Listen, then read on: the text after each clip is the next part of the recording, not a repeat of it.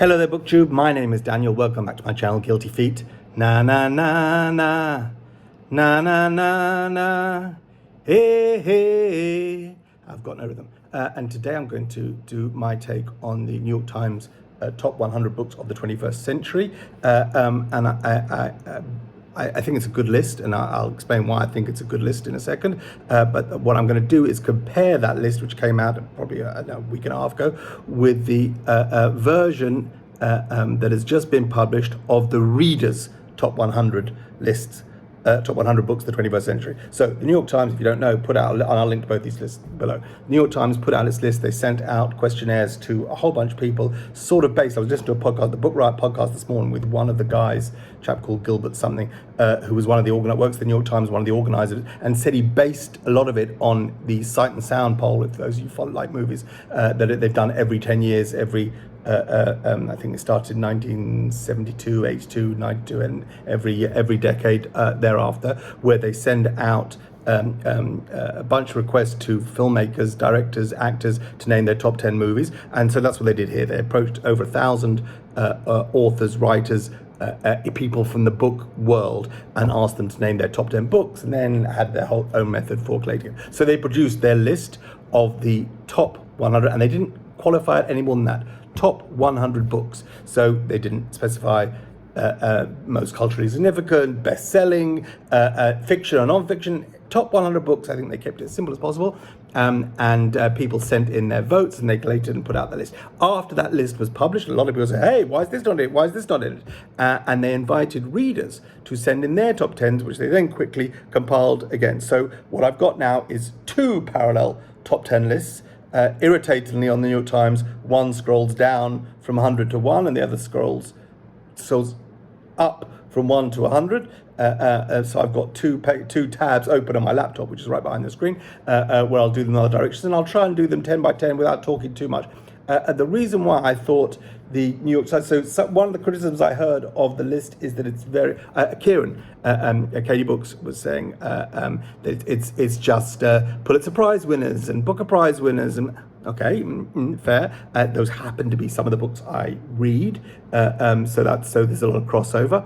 The methodology, they were saying that they you were allowed to vote. The original people, all the famous people that were sent the questionnaire, were allowed to vote for whatever they wanted, but they tried to pre-populate it so that they wouldn't have any problem finding common books. How to spell whatever it was, so what they did was they took the 100 most recommended books from the New York Times own archive of the last 25 years, or 2000 to January 1st, 2000. Till the end of 2023, I guess, maybe even before then was the cutoff. So they pre-populated the drop-down list. So if you start typing something, those already appeared. Now you could still vote in something else, but I imagine that's why there's a preponderance of fairly recognizable books. But because those books kind of are drawn from that list, and because that's kind of where my reading of modern literature has been for the last 25 years, I have read from the original list 65 books, and then from the reader's list, of which there are only 39 common, between the 100 and the 100, 39 common, I've read 61 books of the reader's list. And it's not the same, it's not 61, like many of those that appear on the reader's list that weren't on the other list I've read, and vice versa. So it's a satisfying for me, at least for my kind of reading. I think it's fairly close to where I am. So let's run down. It's going to be a long video anyway you do it, but let's try and do it 10 by 10 and see where we get. So on the New York Times, the original list, and at number 100 is Dennis Johnson's Tree of Smoke, which I read. I haven't read Train Dreams, which I know appears later on the list, but I read Tree of Smoke because it won National Book Award when it came out, and it was kind of American.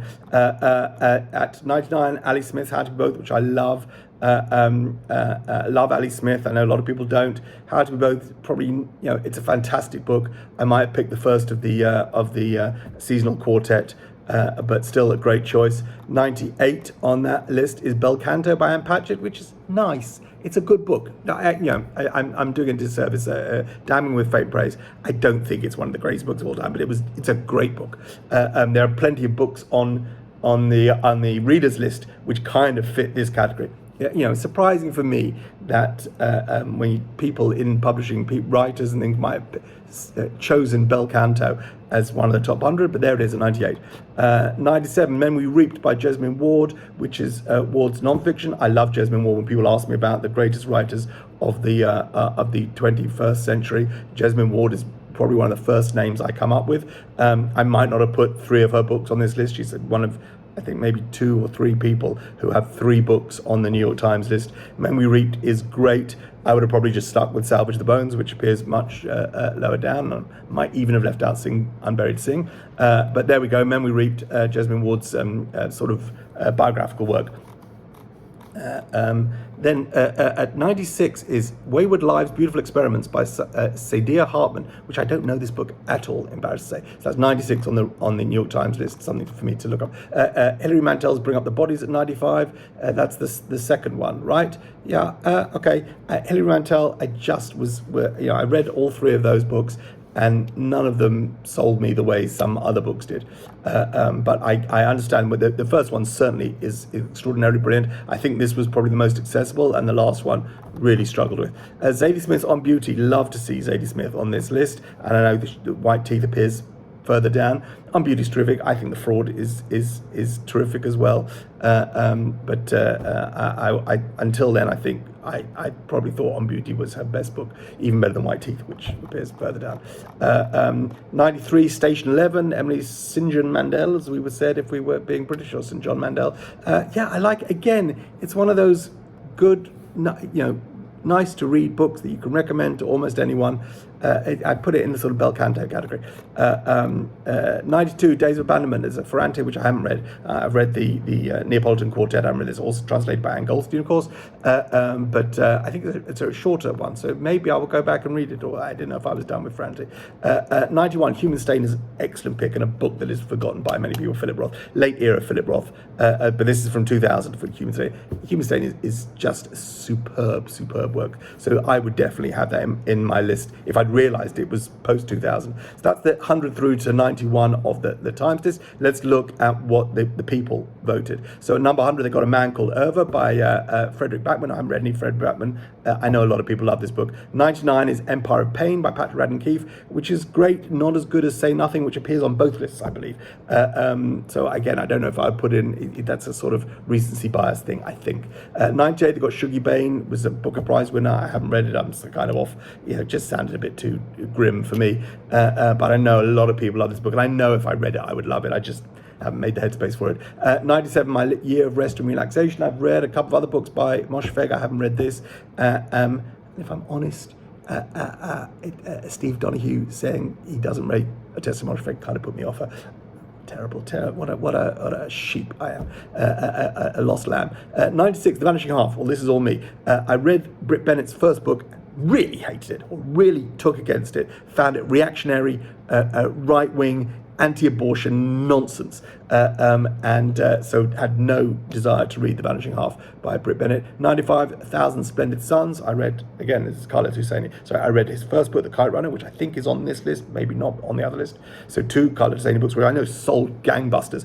And I read The Kite Runner, and I found it so disturbing that even though this probably had better reviews and people said, oh, we get that, I just couldn't bring myself to read another Hosseini book. 94, The Bee Sting by Paul Murray, which I haven't got to. I maybe won't. Just if he wrote books that were 100 pages shorter. I read Skippy Dies, which I really liked. So I know I'd like The Bee Sting. I just, again, headspace thing. 93, Remarkably Bright Creatures by Shelby Van Pelt. I have no idea what this book is. I don't know if I've even heard of Shelby Van Pelt, so apologies. 92, Drive Your Plough Over the Bones of the Dead, Olga Tokarczuk. So, fascinating that this makes it on this list. I haven't read that one. I've read Flights, and I've read the books of Jacob. The books of Jacob, I think, should be on. I mean, it's just an astonishing work. And 91 on the readers list is Project Hail Mary. I haven't read any Andy Weir. I've seen the movie of The Martian, which I love. It's a terrific movie, and I'm sure I'd have fun with the books. but I'm too busy doing other things. Okay, let's go 90 to 81. In the New York Times list, 90 is The Sympathizer by Viet Thanh Nguyen, who I wrote to once to check whether or not it was true that he doesn't want his books translated into Hebrew and sold in Israel, and he confirmed that that's true. And I said, thank you for letting me know. Here's a copy of your book that I bought in Israel. I didn't. I don't know whether I was influenced not to appreciate it as much after I didn't take to his politics, but I didn't love The Sympathizer. I know they made it into a miniseries now with Robert Downey Jr. There's a lot of apocalypse now in the thing, and there's some satire, and it was all a bit of a mush, as far as I said. 89, Hisham Mattar's The Return, which I haven't read, but seems, probably that I should have done. Is not really on my radar. The name Hisham Mattar is familiar with me, but I haven't read this. I haven't said it's non-fiction. 88, The Collected Stories of Lydia Davis, I have read. There's a lot of sort of flash fiction, really terrific, and she's done a lot of great translation work as well. And I think I did a video at that point where I said, am I reading this wrong? Because I read it all in one go. It's 700 pages full of stories that are either one paragraph or two pages long, and it may just have been a bit sort of a flood for me to really appreciate her genius. 87, there is Detransition Baby, Torrey Peters, which I thought was a terrific book. I don't know if I put it in my top 100 books of the year. The readers didn't pick it. I don't believe it appears on that list at all, which is telling, because it's a very recent book, and it's a very it's a book that is had appeal because it was a window into a world which I knew nothing about, and told with humor and empathy and everything that you'd want in a book about that's writing about something you don't know, but dealing with it, writing about it in a way you could write about anything. There's no taboos here. There's nothing like, well, we can't say that. We got Torrey Peters, I think, has proven herself to be a fantastic writer, and dying to see what she does next. Detransition Baby was a success for me. Top 100 books of the 21st century. Okay, I'll take it if that's what people are voting for. That 86, they've got Frederick Douglass by David W. Blight. It's a biography of Frederick Douglass, educated in the UK. Frederick Douglass was not a character that we learned about in history, so it was something, if I needed to know about him, I'd probably have to read a book like this. George Saunders, Pastoralia probably, at 85 on the New York Times list. And I've read everything by George Saunders. It kind of all bleeds into one, apart from Lincoln in the Bardo, I guess. So I'm happy to see any of it there. I got a soft spot for the very persistent Gappers of Fripp as a tremendous children's book. But bring it on. What else we got? 84, The Emperor of All Maladies by Siddhartha Mukherjee. I've got a copy. I bought a copy 6-7 months ago, and it's sitting on my TBR, and I will get to it. 83, Benjamin Labatut's When We Cease to Understand the World. I've seen this translated by Adrian Nathan West, I should say. I've seen this translated for French, I believe. I don't know. Someone tell me why I should read that. Interesting to see something like that come up here. Fernanda Melchor, Hurricane Season. I read a book of her non-fiction recently, but I haven't read Hurricane Season, which everyone's been telling me I should. It's in the UK at least. You can get it in a Fitzcarraldo edition, so that's another reason to pick up a copy. And maybe at some point I will get to that. I haven't read it. And 81, Pulphead by John Jeremiah Sullivan. Delighted to see this on this, because this is an essay collection that people may have missed, and I like a good essay collection. I've read, it's not the bulk of what I read, but I've read plenty of them. And Pulphead is one of those books that it's probably forgotten. I wonder whether it's reprinted, whether it's still in print, or whether if there are any available copies left in bookstores today, whether this will see it back in print. But I have a copy, and it's absolutely, it's the gold standard for witty essays collected in a book. Really good, some just terrific stuff there. A couple of essays just stand out in my mind still, and I think about them, and may even revisit them just an essay at a time. Pulphead, John Jeremiah Sullivan, is 81 on the New York Times list. Let's do 90 to 81 from the readers list.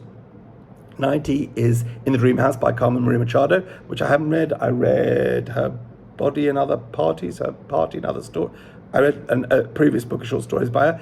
Was unconvinced. It was, to me, it was Neil Gaiman light, and I didn't really understand the hype. So I haven't read this. 89, The Glass Castle by Jeanette Walls.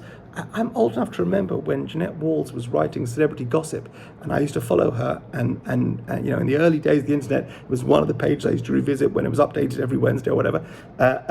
And then she went on to write this astonishingly best-selling autobiography about growing up in this madhouse, which I didn't read. Sorry, Jeanette. 88 on the readers' list is The Plot Against America, which is 65 on the New York Times. I've got to, just an outstanding late career work. You know, you've got The Human Stain, Plot Against America. Philip Roth was still an important power in the 21st century. Plot Against America is just maybe his greatest work. The Human Stain I love, but The Plot Against America is outstanding. 87, Girl, Woman, Other, controversially split the Booker Prize between that and The Testaments, Margaret Atwood's follow-up to The Handmaid's Tale. I did not rate Girl, Woman, Other. I did not find it authentic. I haven't read Other Evaristo. Mr. Loverman, I think, is supposed to be fantastic. I just didn't really appreciate Girl, Woman, Other. 86, Life of Pi. I think this is shocking. Not the book, its placement. It's not on the New York Times list. It's here at 86. To me, Life of Pi is probably, without question, the greatest novel of the 21st century. You know, and I try not to say things with too much certainty. You know, there's lots of books that I've given 5 stars to that think are great. Life of Pi, I think, is just an outstanding work of fiction on every level, in the reading, in the remembering, in the way the story unfolds, the giant twist at the end, the gut wrench and the realization of what you've been reading and what's been happening. Life of Pi is just an astonishing work, one of those great pillars in my reading career. You know, I was really, I assumed, when it was not on the main list, I assumed it must have come out in 1999, and I'd misremembered. But it didn't. I think it's 2003, 2004. It should have been on that list in the top 10. In fact, it only appears 86 on the readers' list.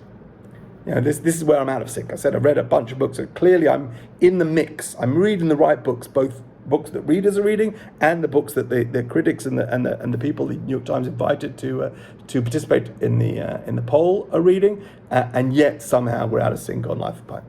85 on the readers' list is When Breath Becomes Air by Paul Kalanithi, which I read, and it's terrific, very moving. 84, 10th of December, George Saunders, which is 54 on the New York Times list, 84 on the readers' list. Yeah, I mean, after reading, to me, it was just another George Saunders collection. I couldn't differentiate between this and, you know, the earlier ones, Civil War and Decline or whatever it was, and Pastoralia and etc. And after the amazing work that is Lincoln in the Bardo, I thought it was treading water a little bit. 83, Let the Great World Spin by Colin McCann, which I've read and I love. I think A Paragon should have been on this list above Let the Great World Spin and on the main list. A Paragon is an outstanding work. And perfect for this list because it's not fiction, it's not non-fiction, it's just an amazing concoction. 82 is Tom Lake by Anne Patchett, which I've got a copy, I haven't read it yet. 81, The Immortal Life of Henrietta Lacks. Yes, I was thinking, before I saw the readers' list, that was one of the books that I had pegged as missing from the main list. A great introduction to narrative non-fiction, if that's something you think you might be interested in. The Immortal Life of Henrietta Lacks by Rebecca Skloot is first class, the top draw in that world. Okay, let's go back to the New York Times list. 80 to 71. 80 is The Story of a Lost Child, part of the, I don't remember which one this is, the fourth. It says the last part of the Neapolitan trilogy. And they're all great. I don't know how. I read them. I read them all within 2 to 3 years as they were being published in English by Europa, and I love them all. I think it's astonishing, one of the great publishing feats of the 21st century. Translated, of course, by Anne Goldstein. All four were translated by Anne Goldstein, who I think is a major contributor to their success in English. It's at 80. That's the four. And spoilers. There's more to come from Ferrante. 79, A Manual for Cleaning Women by Lucia Berlin. So this is published in 2015. This is a short story collection of stories that were published much earlier on, I believe. And I read that. I remember this was a shock when it won a prize. I can't remember which prize it won. Anyway, and I read it, and it's great. Okay. 78 is the Septology by John Fosse. I don't know. I know Brian from Bookish has read all of these. I read all 6 volumes of Knausgaard, who doesn't appear on here. I think at least the first volume should have appeared on one list, doesn't appear on either list. And having read all 6 volumes, I decided I was going to skip the Septology. Maybe one day I'll come back. Another 700-page stream of consciousness. Life might be too short, but who knows? This disgusts me. 77, American Marriage by Tayari Jones, a truly dreadful book. I mean, just absolutely poorly written, dreadfully constructed, just terrible, terrible writing. To see this as chosen by people as a fantastic book, it's so weak. There's in the middle of the book, the thing that almost made me throw it down. In the middle of the book, there's an exchange takes place between the husband and the wife. He's been incarcerated, falsely incarcerated, accused of doing sexual assault. Anyway, a black man falsely incarcerated, and that's the theme here. And can their marriage survive?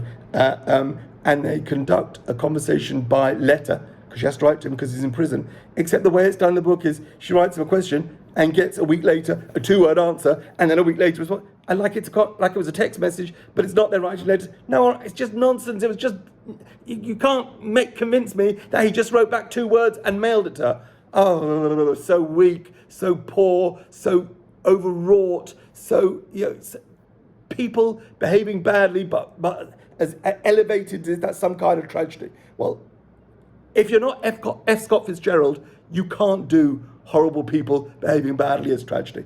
I'm sorry. Tayari Jones, you're not F. Scott Fitzgerald. American Marriage, 77. I did not like that book. Tomorrow by Gabrielle Zevin at 76 on the New York Times list. Nah. I mean, it's a young adult book, and I don't mean that as a pejorative. They're great young adult books. This was an ordinary young adult book. This was Gabrielle Zevin's attempt at breaking into adult fiction. She seems to have fooled enough people. I read it, I liked it. My daughter read it, she liked it.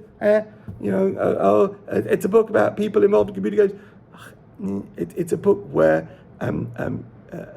physical pain and harm is done to characters for the sake of story. So we're invested in these people as if we care about them. But no, the author just says, yes, and then I chopped off their leg, then I cut off their head with a machete, because that furthers the plot. It's so manipulative and so unloving of its own characters.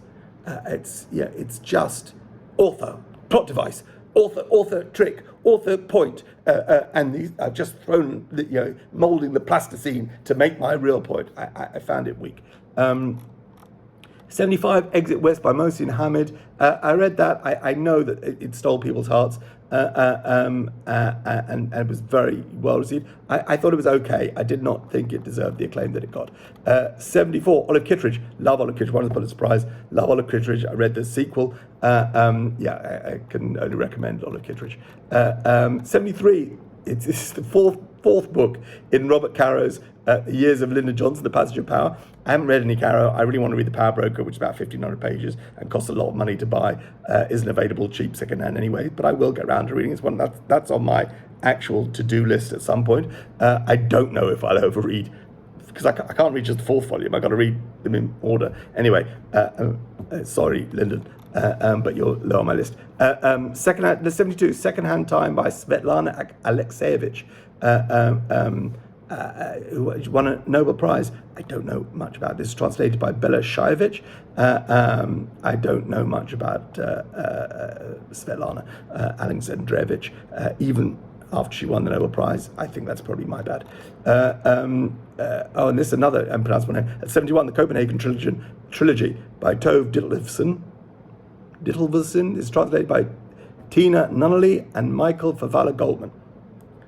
I haven't read good things about this. It's a bit of a cheat because this, I think, was published in the 60s and only published in English in the 21st century. So I think that shouldn't really be on this list, seeing as the book is from before the 21st century, really.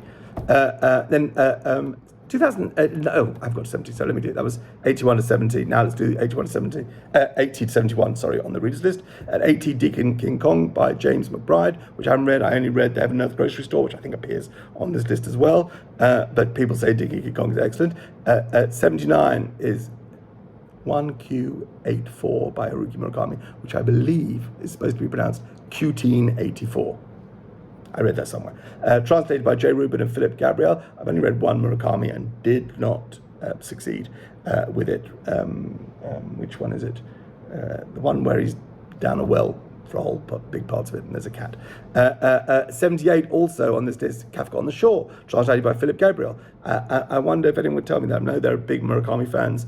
I wonder if people sense a difference between the different translators. Just seeing that these two books have different translators, I wonder if either those, Philip Gabriel or Jay Rubin and Philip, sorry, that's my bad. Q-teen-84 is Jay Rubin and Philip Gabriel, and Kafka on the Shore is Philip Gabriel. So there is some consistency, sorry. 77, Sapiens by Yuval Noah Harari. Doesn't say translated, but I wonder if he translated himself into English. I think, I'm pretty sure Sapiens was originally written in Hebrew.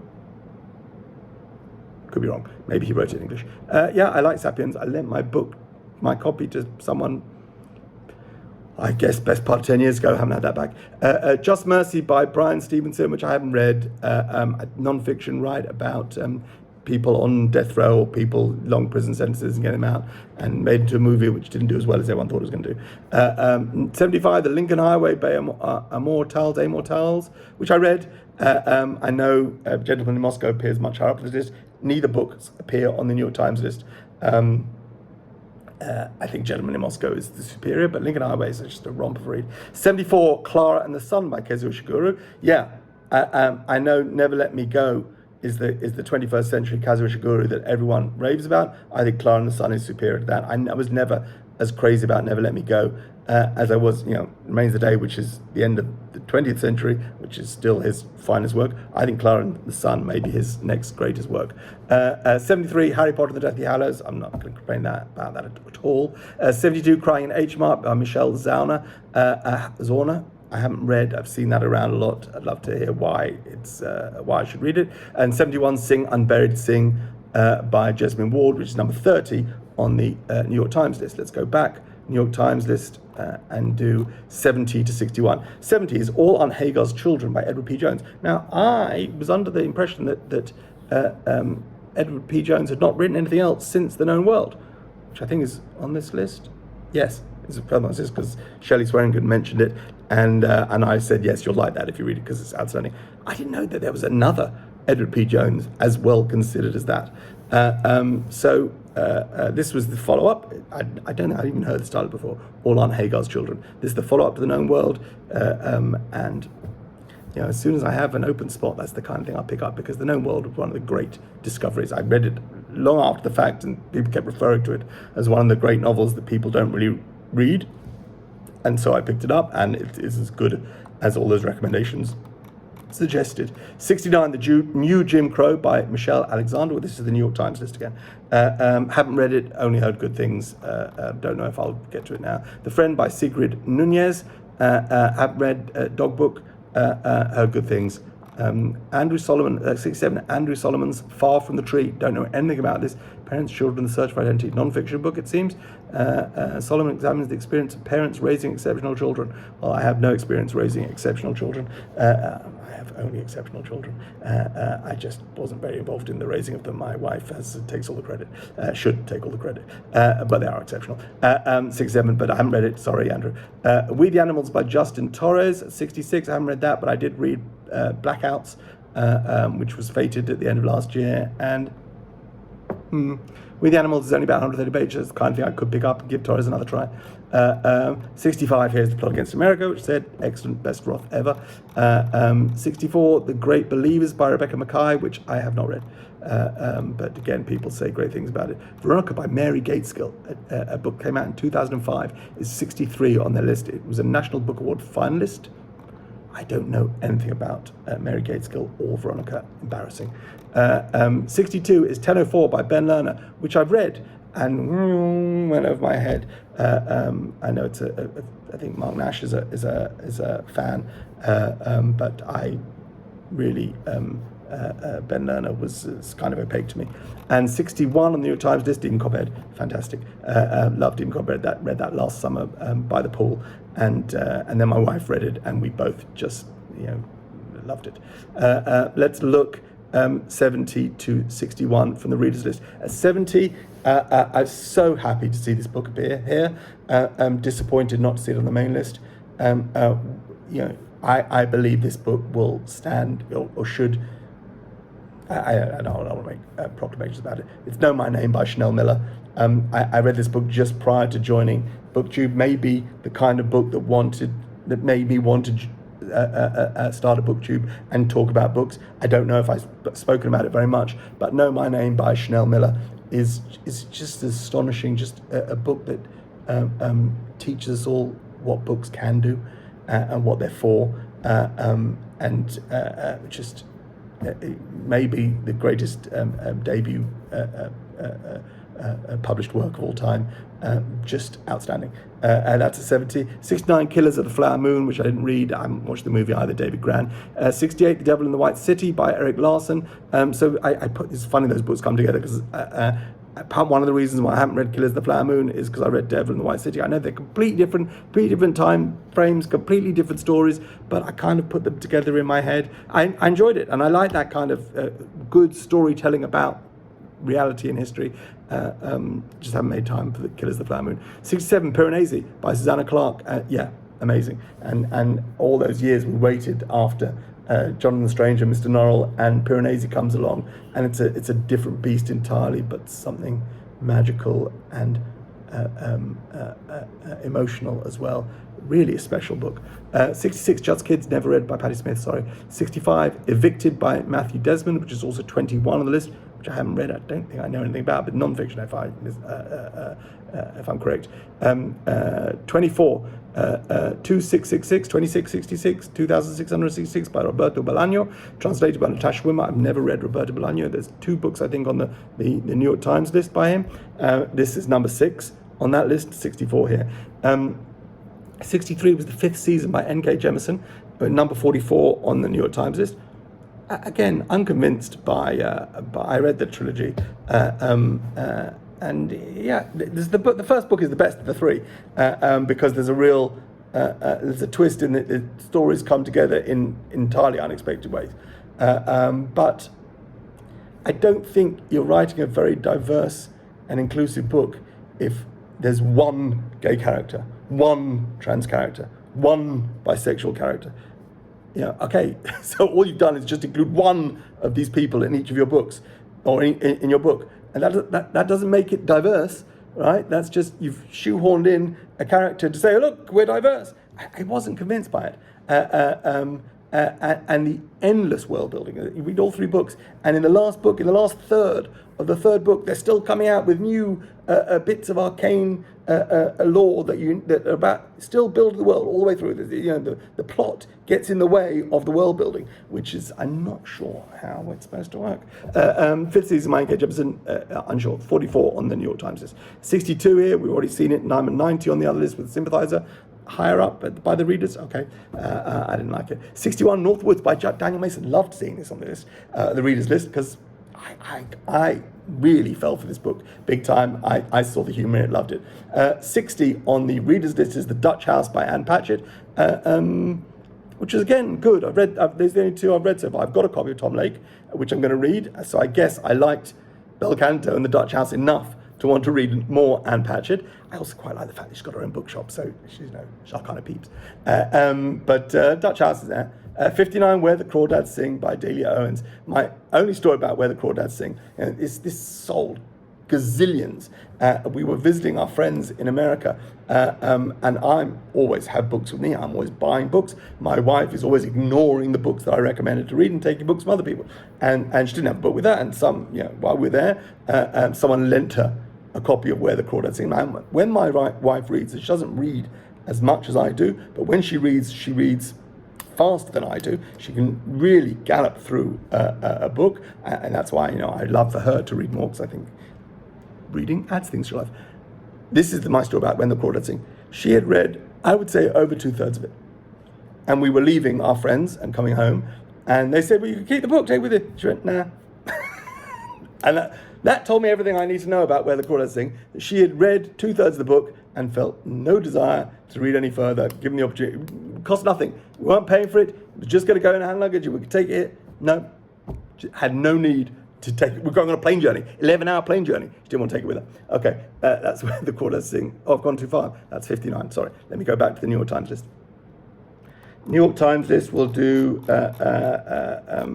I do that? Yeah, 60 to 59. That was 59 there. Okay, 60, Heavy by Keith Lemon, which I haven't read, but who did I see? Someone speaking about this really, really praised this very highly and made me think I should come back and take a look at it. 59, Middlesex by Jeffrey Eugenides. Yeah, I've read, I think most, Virgin Suicides was astonishing. Marriage Plot was astonishing, and in between that, Middlesex, outstanding. I could do with more Eugenides. This is from 2002, but I read that when it came out, and it was great. 58, Stay True, which won the Pulitzer Prize. Hua Su, I don't know how to pronounce your name. I hadn't heard of this book. From 2022, how have I missed a Pulitzer Prize winner? Oh no, National Book Critics Circle Award, sorry. It says winner of the Pulitzer Prize on the cover as well. Which Pulitzer Prize? I don't know. I don't own this book. Sorry. Nicola Dimed by Barbara Ehrenreich, which has been on my radar for years, came out in 2001 and never read it. That's a 57 on the New York Times list. 56 on the New York Times list is Rachel Kushner's Flamethrowers, which I haven't read. Big book, right? Lawrence Wright, 55, Lawrence Wright, The Looming Tower, Al-Qaeda, and The Road to 9/11. Lawrence Wright wrote that book about Scientology as well. Non-fiction about 9/11. Maybe won the Pulitzer Prize. Maybe one day I'll get to it. I might have missed the window for that. 10th of December, George Saunders, 54 on the New York Times list. Alice Munro's Runaway, I haven't read. 53 on the New York Times list. Dennis Johnson's Train Dreams, which I haven't read, 52. And Kate Atkinson's Life After Life at 51. I mean, I like this book. I like Kate Atkinson. I've read a whole bunch of Kate Atkinson. I don't know if it's the top. It's the 51st best book of the 21st century, but okay. Let's look at the readers list. I already said 59, Where the Crawdads Sing. 58, White Teeth, which is 31. We haven't got to it yet on the book list, on the New York Times list. 57, Small Things Like These by Claire Keegan, which is 41 on the New York Times. Did Foster come out in the 21st century? Because Small Things Like These is astonishing. Foster is double astonishing. 56 on the readers list is The Hunger Games. Read the trilogy. It's no Northern Lights. It's no Harry Potter. It's and the last book defeats the whole purpose of the whole thing. Literally breaks down. 55, Braiding Sweetgrass by Robin Wall Kimmerer. No idea what this is. 55 on the Reader's Choice. 54, 11/22/63 by Stephen King. Stephen King is already raised eyebrows because when he sent in his top 10, he chose one of his own books. Anyway, I haven't read any Stephen King, it's too scary. 53, Trust by Hernan Diaz, which was the joint winner of the Pulitzer Prize with Demon Copperhead, I believe, that year. It was number 50 on the main list, number 53 here. The Nightingale by Kristen Hanna, which I haven't read. Cast by Isabel Wilkerson, which I haven't read. And that is 59 to 50. Maybe that's enough for this video. Maybe I'll just post this 38 minutes and I'll do the 50 to 1 on each list in the next video. And I'll make that now, but I'll upload this and we're done. And then I'll upload that tomorrow. Sound fair? God bless, bye.